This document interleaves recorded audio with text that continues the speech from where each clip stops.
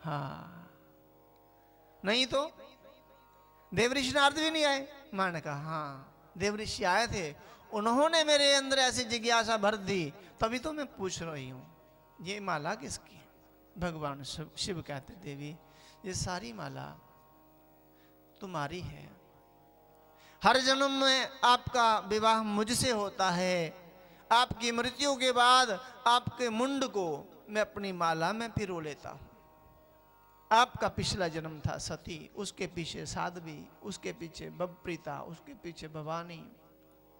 आपको याद है ना मां के नाम कितने अवतार हुए? सती, साध्वी, बबप्रीता, भवानी, बबमोचनी, आर्या, दुर्गा, ज्या, चाध्या, त्रिनेत्रा, शूलधारिणी, पिनाकधारिणी, चित्रा, चंद्रघंटा, महातपा, मनोबुद्धिरहंकारा, चित्रूपा, चिता चिती। माता के ये नाम है, जितने अवतार हुए उसके नाम है जी। इतने अवतार हुए देवी, तेरे इतने जन्म हुए, पिछले जन्म में तेरे पिता का नाम था दक्ष और तुम्हारा नाम था सती। पिता के यज्ञ में अपमान होने से, योग अग्नि से आपने अपना देह त्याग दिया और अगला जन्म पर्वतों के राजा के यहां लिया। आपके पिता पर्वत राज थे, इसलिए आपका नाम पार्वती हुआ। कठोर साधना के बाद आपका फिर मेरे से विवाह हुआ। अच्छा, इसका अर्थ मेरी बार बार मृत्यु होती। आप भगवान कहते मैं तो अजर हूं, अमर हूं, अविनाशी हूं। माता ने कहा मुझे भी अमर कर दीजिए। भगवान शिव ने कहा अमर बनने के लिए, अमर होने के लिए आपको अमर कथा सुननी होगी। अच्छा भगवान ये कहाँ सुननी होगी, किससे? भगवान कहते हम ही कह देंगे, पर हम एक ही बार अमर कथा कहेंगे, बार बार नहीं। अब अमर कथा सुनाने के लिए भगवान शिव ने कैलाश का त्याग किया और कश्मीर चले गए।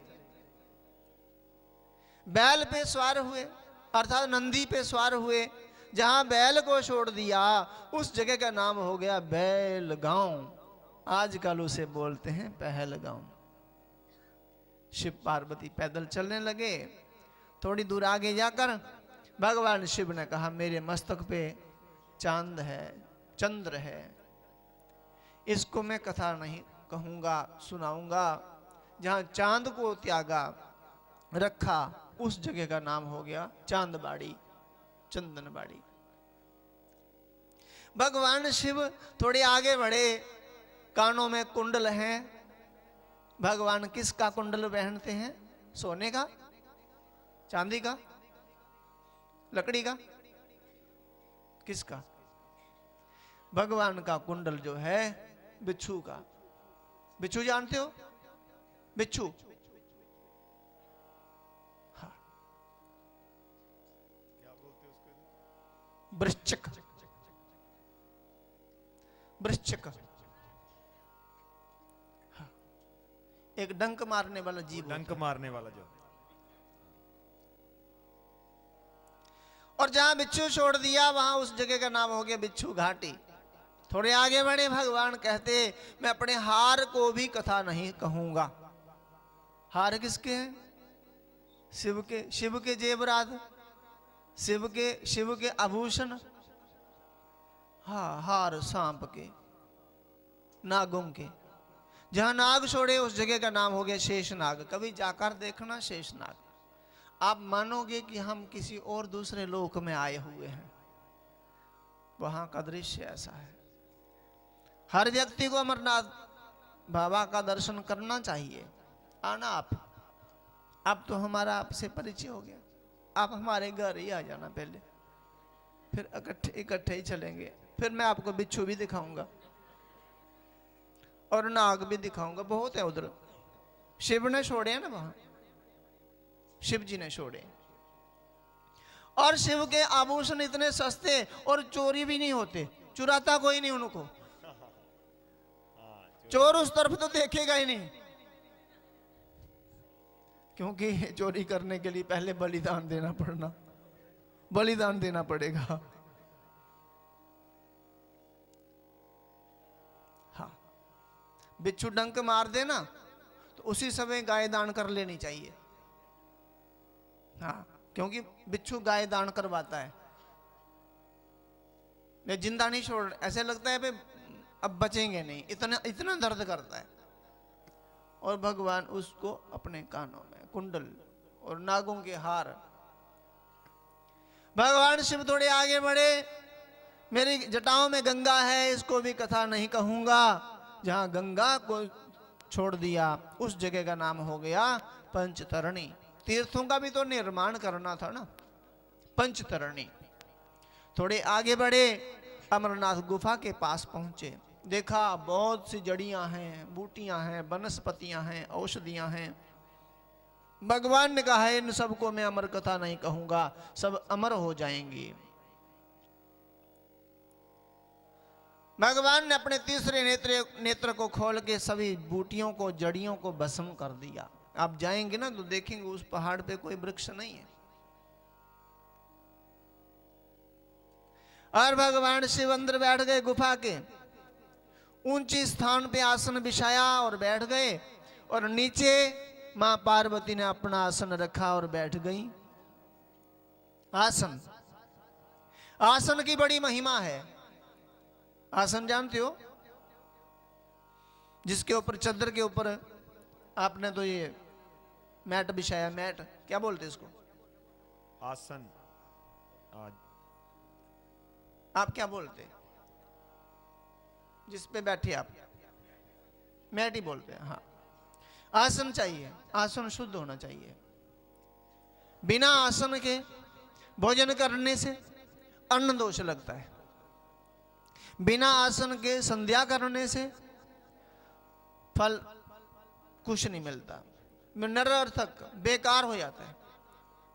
आसन के बिना कथा सुनने से कथा का अच्छा प्रभाव नहीं होगा, इसलिए आसन आवश्यक है। आसन लकड़ी का होगा तो हमें रोग लगेंगे। लकड़ी के बेंच पे बैठकर कथा सुनेगा कोई तो क्या होगा? रोग लगेंगे, बीमारी लगेगी। और बिना आसन के कथा सुनेंगे तो उस कथा का फल अच्छा नहीं, बुरा मिलेगा, हमें शांति नहीं मिलेगी, सुख नहीं मिलेगा।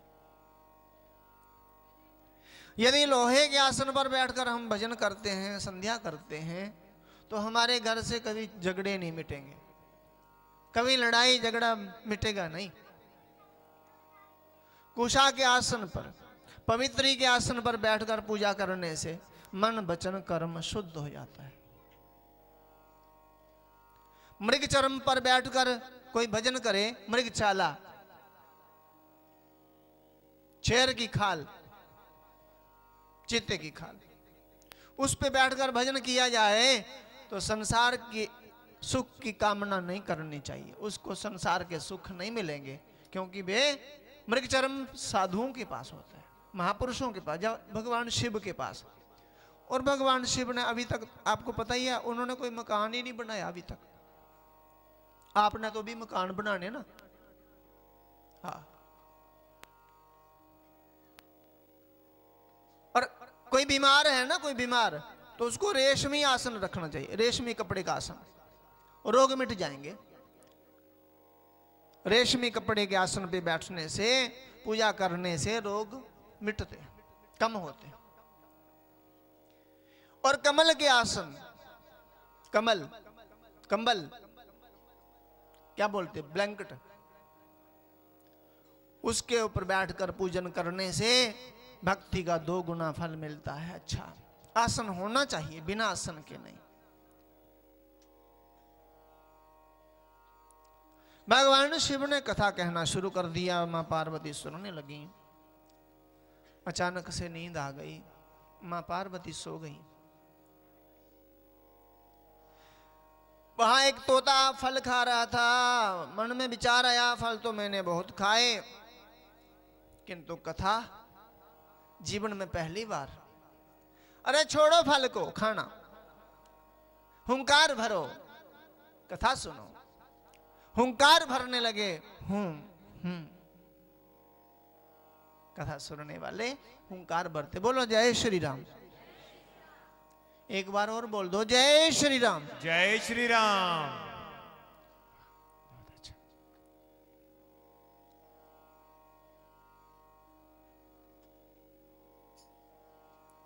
भगवान शिव कभी भी बैठते हैं तो समाधि मुद्रा में बैठते हैं, पूरी आंखें बंद भी नहीं करते और पूरी आंखें खोलते भी नहीं। पता है आपको, भगवान शिव का चित्र देखेंगे, ना आंखें पूरी बंद कर रखी हैं और ना पूरी खोल रखी हैं, समाधि अर्थात ध्यान सहित। समाधि का अर्थ होता ध्यान। कथा कहने लगे, मां सो गई तो हुंकार तोता भरने लगा, कथा विश्राम हुई, शिव ने देखा माता पार्वती सोई थी, उठाया, देवी देवी। तो मां पार्वती उठी, हाँ जी जी भगवान, मैं तो सो गई थी, मैंने कथा ही नहीं सुनी, आगे बताओ। भगवान ने कहा, अब आगे क्या बताऊं, कथा तो विश्राम हो गई, कथा तो विराम हो गई। अच्छा, मैंने तो कथा नहीं सुनी भगवान। अच्छा, हुंकार कोई भर रहा ना, किसी ने हुंकार भरा, इतनी दूर आए कथा कहने के लिए, जहां भी कोई कथा और सुन गया। भगवान ने जैसे दृष्टि घुमाई तो तोते पे दृष्टि गई। भगवान अपना त्रिशूल लेके उस तोते के पीछे भागे। तोता प्राण बचाने के लिए, अपने प्राणों की रक्षा के लिए दौड़ते दौड़ते भगवान वेद व्यास जी के आश्रम में आया। भगवान वेद व्यास जी की पत्नी का नाम है पिंगला, सिर के बाल धोए हैं, सुखा रही है। अचानक जबाई आई, जबाई आती ना आपको भी जबाई, जैसे जबाई आई तोते ने देखा यही अवसर, अच्छा अवसर है ये, छोटा सा रूप बनाया और मुख में चले गए। देखा मुख में कुछ गया, मुंह बंद किया, पता नहीं चला। भगवान शिव आए हैं। भगवान वेद व्यास जी प्रसन्न हुए, हे भोलेनाथ बड़ी कृपा की। भगवान कहते कृपा नहीं, मेरा शत्रु आया है यहां। आपका शत्रु? आपका शत्रु कौन है? भगवान कहते मेरा शत्रु शुक। तोता को संस्कृत में शुक बोलते हैं, मेरा शत्रु शुक। क्यों, कैसे?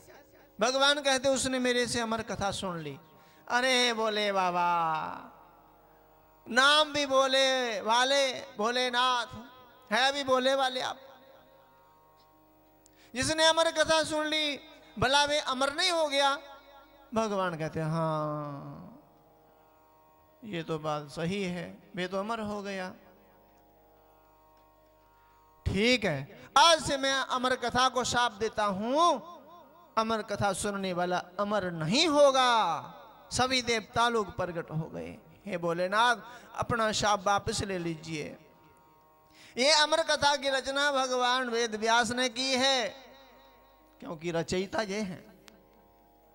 और जिसने रचना करी हो उसके सामने उस रचना का अपमान किया जाए तो उससे शायद सहन नहीं होगा। देवता लोग सोच रहे थे कि शिव भी भगवान है और ये भी वेद व्यास भी भगवान, कहीं ऐसा अनर्थ ना हो जाए। तो भगवान शिव ने कहा मैं अपना शाप वापस नहीं ले सकता, किंतु मैं आशीर्वाद दे सकता हूं, वरदान दे सकता हूं। आज के बाद जो अमर कथा सुनेगा वे अमर नहीं होगा, अर्थात अमर होकर स्वर्ग तक ही पहुंच सकता था। स्वर्ग में कौन जाता है? देवता लोग। मैं आशीर्वाद देता हूं जो अमर कथा सुनेगा वे स्वर्ग से भी आगे सबसे ऊंचा लोग जो है, सत्य लोग, जो बैकुंठ लोग है, विष्णु का लोग है, उसकी प्राप्ति होगी। ये मेरा आशीर्वाद है।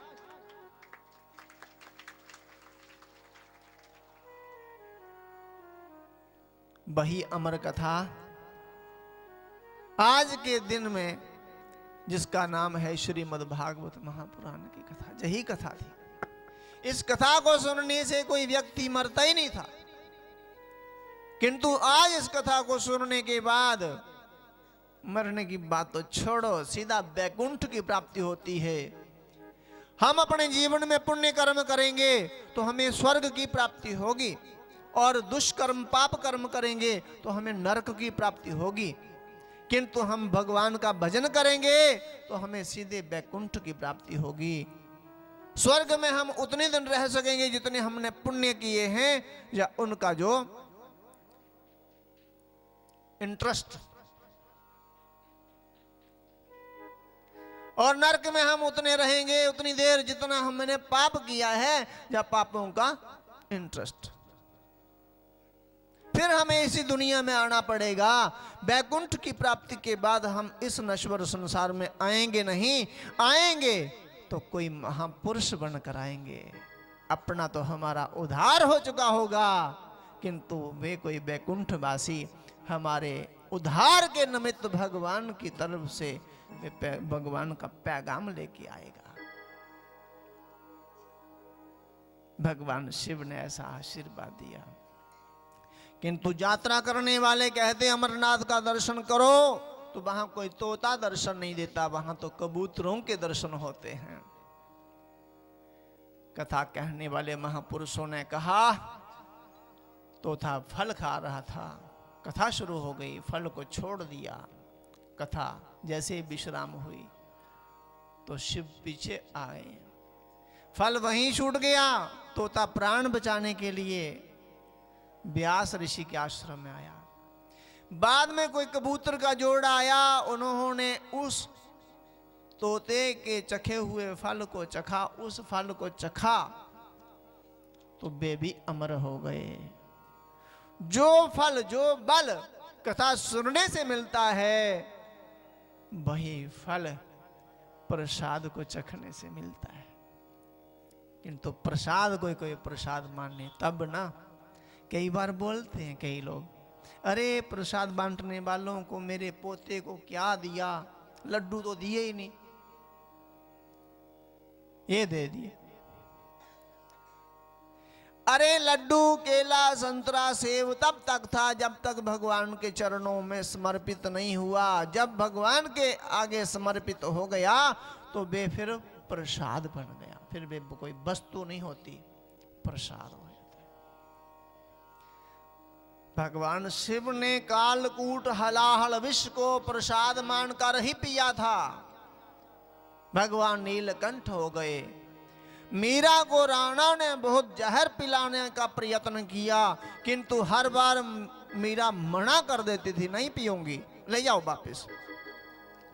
आखिर पंडितों को पूछा, मीरा को जहर पिलाना है, कैसे पिलाया जाए? तो पंडितों ने एक विधि बताई कि इसमें तुलसी का पत्ता छोड़ दीजिए, वो कह दीजिए मीरा से ये भगवान को भोग लगा हुआ है, ये प्रसाद है। जैसे ही जहर में तुलसी के पत्ते का दर्शन हुआ, आंखों में आंसू आ गए। मेरे श्याम सुंदर को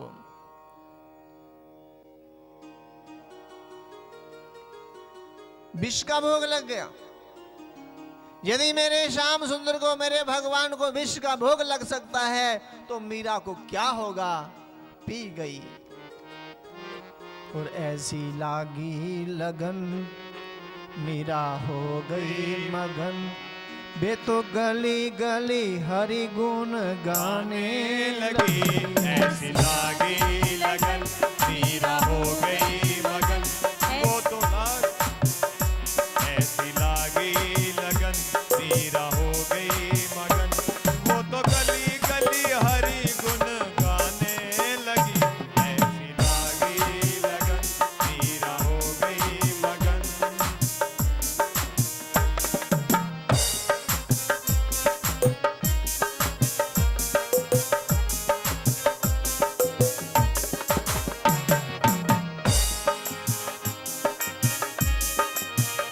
रावण विष जो दिया, मानो अमृत पिया। रावण ने विष दिया, मानो अमृत पिया।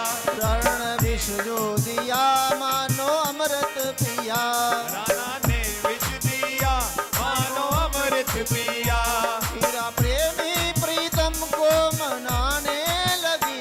ऐसी लागी लगन, मीरा हो गई मगन। ऐसी लागी लगन, मीरा हो गई मगन। वो तो गली गली हरि गुण गाने लगी। ऐसी लागी लगन, मीरा हो गई मगन।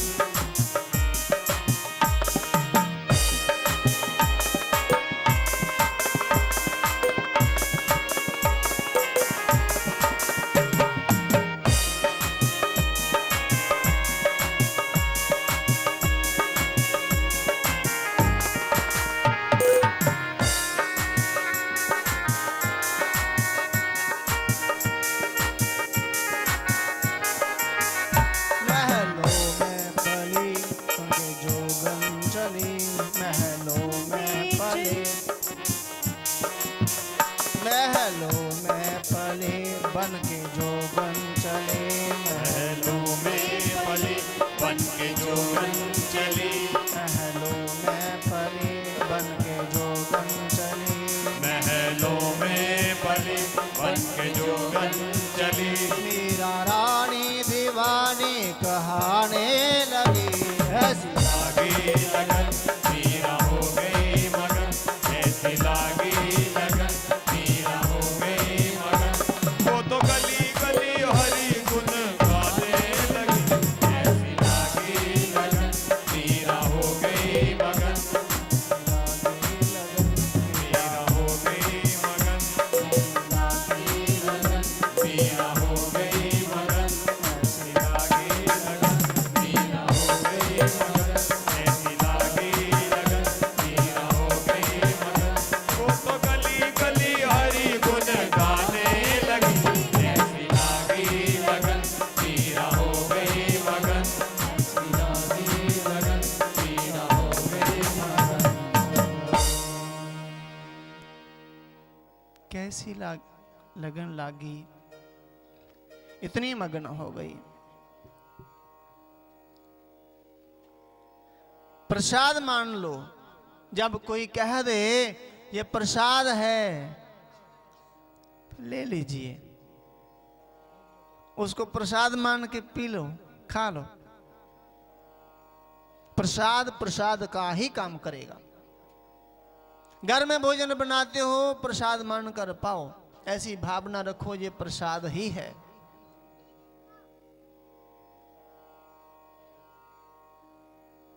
जो हमारे घर में बनता है प्रसाद ही बनता है।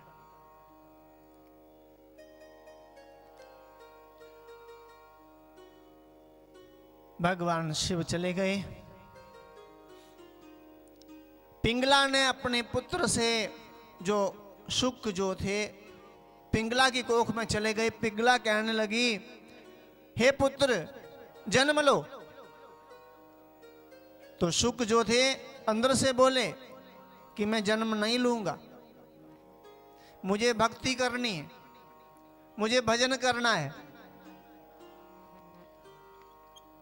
हाँ, पिता ने कहा नहीं पुत्र जन्म लो। नहीं लूंगा पिताजी जन्म। देवता लोग आए, जन्म लो बेटा। नहीं लूंगा, मुझे भक्ति करनी है, भजन करना मुझे। 16 वर्ष बीत गए। कितने? अब भगवान आए, भगवान विष्णु चतुर्भुज नारायण भगवान कहने लगे, हे शुक, अब आप शुक नहीं रहे, आप तो देव हो गए। हे शुकदेव जन्म लो। कहा नहीं प्रभु, मैं भक्ति करने आया हूं, जन्म लेने के बाद भक्ति नहीं कर पाऊंगा, क्योंकि आपकी माया बड़ी विचित्र है। बड़े बड़े योगियों को ये अपने प्रभाव में ले लेती है, भजन नहीं बन पाएगा, भक्ति नहीं होगी।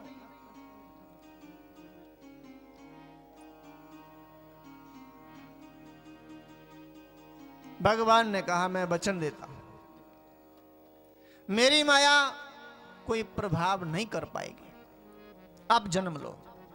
तब सुखदेव जी ने जन्म लिया। बोलिए सुखदेव भगवान की जय। अब वन को जा रहे, वन को। पिताजी पीछे पुकारते जा रहे हैं, पुत्र रुको रुको रुको, रुकते ही नहीं है। पिताजी ने देखा पुत्र तो मेरा रुकने वाला नहीं।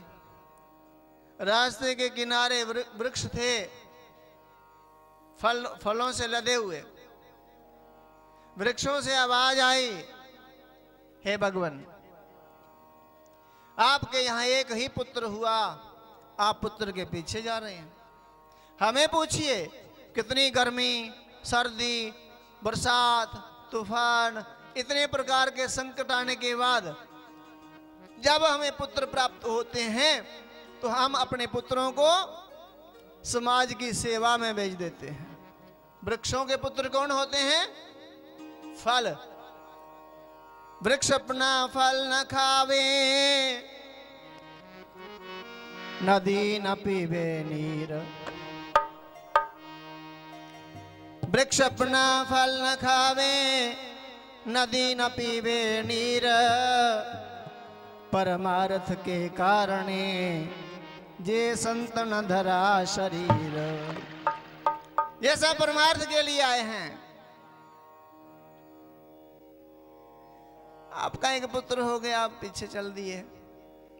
हम अपने एक भी पुत्र को अपने पास रखते हैं तो हमें पत्थर पड़ते हैं, हमें लाठियां पड़ती हैं। भगवान वेद व्यास जी वापस आए, अपने सेवकों से कहा, जाओ मेरे पुत्र वन में जहां भी मिलेंगे वहां भागवत के श्लोक बोलना, मुझे विश्वास है मेरा पुत्र मेरे पास आएगा। भगवान साक्षात पुकारते रहे, सुखदेव भगवान के पास नहीं आए, अपने पिता के पास नहीं आए। और जैसे ही कथा सुनी और ऋषि कुमारों से कहा, बहुत सुंदर कथा कहते हो, और सुनाइए। कहने लगे, और हमें आती नहीं है, यदि सुननी है तो अपने पिता के पास चलो। तो कथा के माध्यम से, कथा सुनने की इच्छा से अपने पूज्य पिता भगवान वेद व्यास के पास आए सुखदेव जी, और आकर संपूर्ण 18,000 दिव्य श्लोकों की कथा का श्रवण किया और एक ही बार कंठस्थ हो गई। आगे चलकर राजा परीक्षित को ये कथा कही थी और राजा परीक्षित का उद्धार हुआ। आज गालो बोलिए श्री गाय माता की।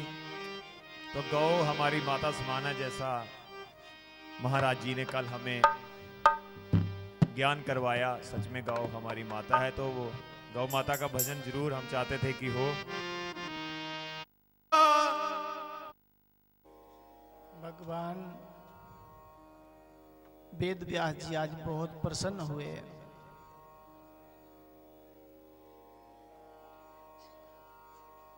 देवऋषि नारद जी को बहुत सारी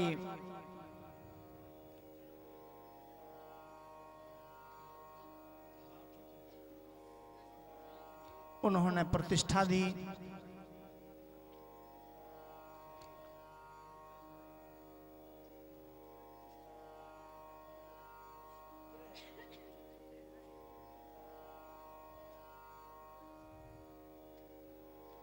और भगवान वेद व्यास जी ने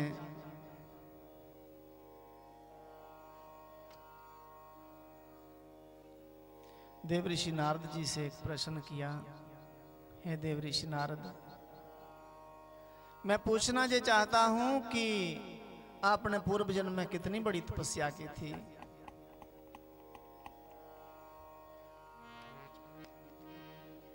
जो इतना बड़ा पद प्राप्त हुआ देव ऋषि का, देवताओं के ऋषि, राज ऋषि नहीं हो आप,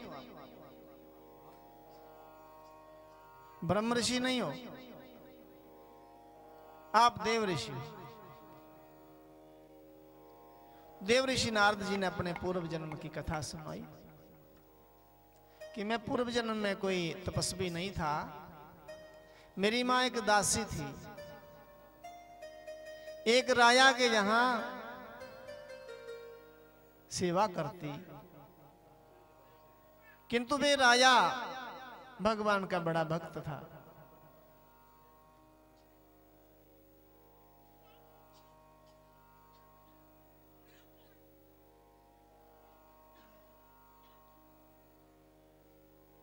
एक बार चतुर्मास का समय था,